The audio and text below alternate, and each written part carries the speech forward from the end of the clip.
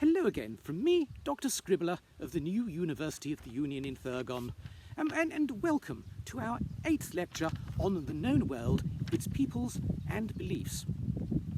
As you see today, we've taken a journey away from the familiar surroundings of the University of Thurgon to what I must say is the beautiful monastery of Outweighs Solis in the Southern Union.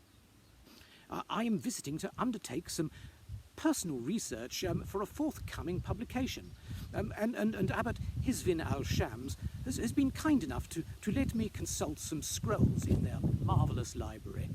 No need to thank me. We welcome all comers to Outweighs Solis. In the light of the sun, we are all one. Well, thank you very much. I've got to say, though, that nevertheless, I do so appreciate it. Today, we look back to the very beginning of existence, to Scithos and the creation of the world. The true nature and story of the world's past remains incomplete. Contradictions are numerous, and the unknowns still outweigh the knowns. However, most scholars from Pashwar to the Northlands would agree that the following represents as close to a definitive account as can be arrived at this point in time, at any rate. Actually, Abbot, wouldn't it be lovely if you gave this talk today? As a holy man, you must have a particular insight. Can I say insight when you're blind? Insight into such profound matters. And we've been discussing so much together while I've been researching here. Those who seek truth in the light of the sun don't need eyes to see the reality of the world, Doctor. I don't pretend to have any great knowledge, and I hope that by now I have little ego to flatter.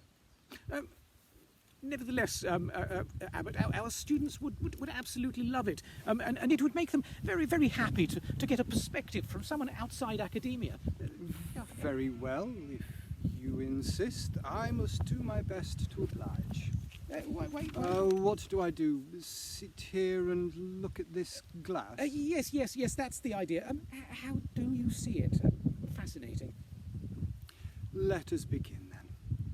Scithos and the creation of the world. In the beginning, there was a great space, filled only with infinite potentialities for existence. From this, the Creator took everything that was self-willed, strong, individualistic, and egocentric, and formed himself.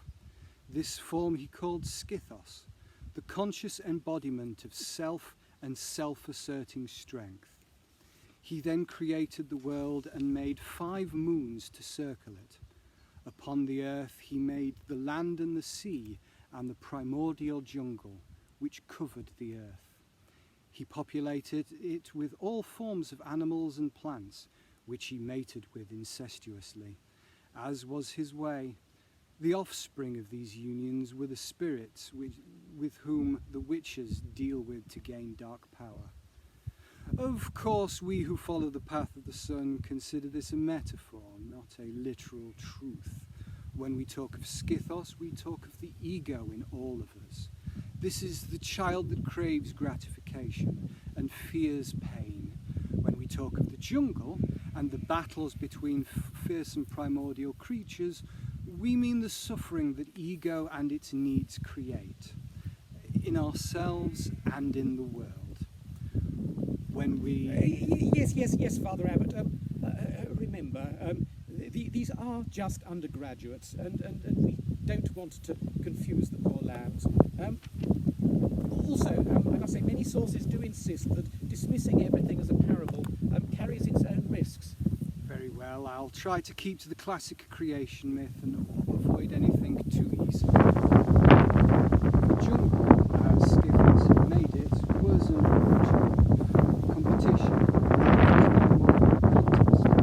Often short and bloody, each individual competed against each other.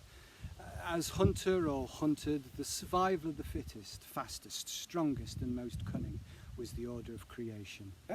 Father Abbot, you do know there's a bird on your shoulder, don't you? Why, yes. If my shoulder can be a place of rest and comfort for it, why would I object? Hello, Brother Beard. Have you come to see what we are doing? I'm giving a lecture for some university students, but you are welcome to listen in. I think he's just pooped on you. It is all one. As I was saying, in the jungle, the only emotions allowed were fear, hunger, and lust. The thrill of the chase, the agony, and the joy of winning were all a gratification of ego, a great prayer, a living hymn to Scithos and the ultimate self. An unknowable time passed, for no known reason. Well, we Solarites would disagree. Atomized ego is unstable and empty. It yearns for oneness in all things. At some point within this timeless time, events began to deviate from Scithos' order. 4 of the moons felt an attraction to one another.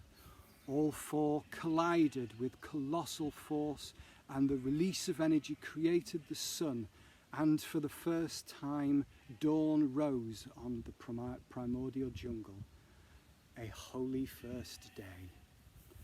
As if triggered by this, further changes began to occur, the most quoted being the comradeship of the first human and tiger, Toph and Tannin, and there were numerous tales and parables describing the sacrifices each made for the other. From this point onwards, the jungle became more like the world we know today, and something more like history began. And here our lecture concludes. That was very exciting, Dr. Scribble. Oh, you're absolutely wonderful, Father Abbot. It's a shame that you won't be able to come back and speak to us again when we start looking at religion.